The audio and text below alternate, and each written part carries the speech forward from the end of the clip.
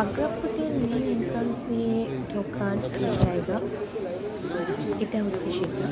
এটা দিয়ে ঢোকার আগে চারপাশটা পরিখা দিয়ে ঘেরা। পরিখা মানে খালের মতো, যাতে শত্রুর আক্রমণ খুব সহজে না করতে পারে। বলা হয় আকবর এটি তৈরি করেছিলেন, তারপরে জাহাঙ্গীর, তারপরে শাহজাহান। সবাই এই ফোর্টটাকে কিন্তু একটু একটু করে উন্নত করেছেন।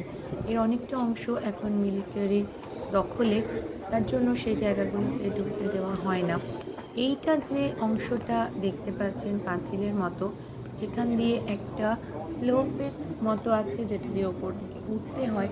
এখান দিয়ে যখন আলতো করেও হাঁটা হয় তখন খুব জোরে একটা আওয়াজ হয়। ঘোড়ার খুরের আওয়াজ যাতে খুব জোরে হয়, তার জন্য এটা তৈরি করা হয়েছিল। প্রত্যেকটা ফোর্টেই এটা আছে, যাতে শত্রুপক্ষ মনে করে একসঙ্গে অনেক সৈন্য তাদের বাধা দিতে আসছে।